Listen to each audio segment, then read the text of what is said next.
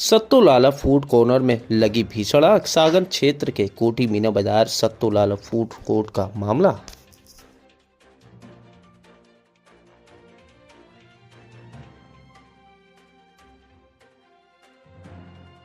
उत्तम जी ये कौन है आप इनके दिलीप भाई के? मैं चाचा का लगा हूँ, ताऊ का चाचा का लगा। ये किसकी दुकान है? कौन है प्रोप्राइटर? दिलीप खंडेलवाल। क्या हुआ, कितने बजे की ये घटना, कैसे आग लगी? 7:45 के करीब की बात है। चिमनी में आग लगी,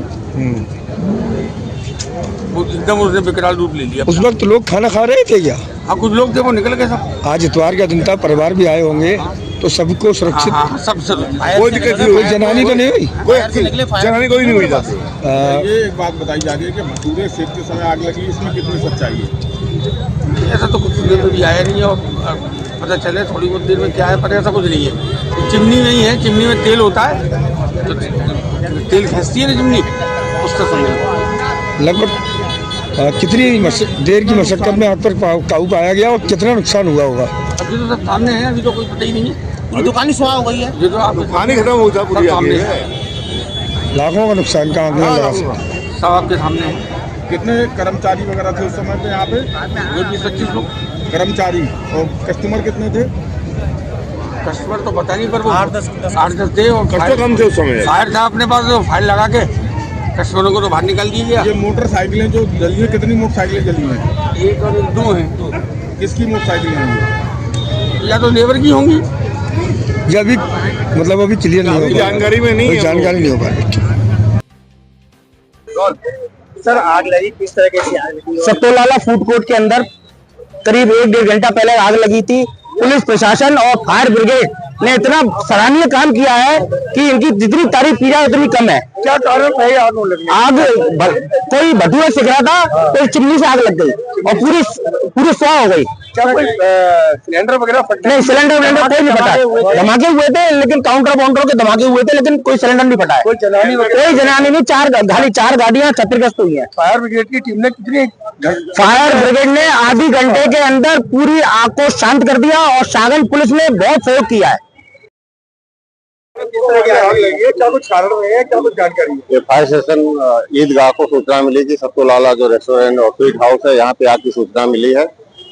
बड़ी तत्परता के साथ 2 गाड़ी वहाँ से प्रस्थान कराई गई। वहाँ के स्टेशन प्रभारी जो है वो भी मौके पर तुरंत रवाना हुए। मैं भी पीछे से तुरंत रवाना हुआ। पहुँच कर देखा कि सत्तू लाला का जो रेस्टोरेंट है, ये पूरा फर्स्ट फ्लोर और इसका ग्राउंड फ्लोर पूरी तरह आग की चपेट में आ हुआ था, क्योंकि इसमें सारे गैस की भट्टियां और आयल का प्रयोग होता है। जो आयल, इनकी जो चिमनी होती है उसमें भी सब आयल होते हैं, तो चिमनी के रास्ते पूरे फ्लोर पे आग फैल गई।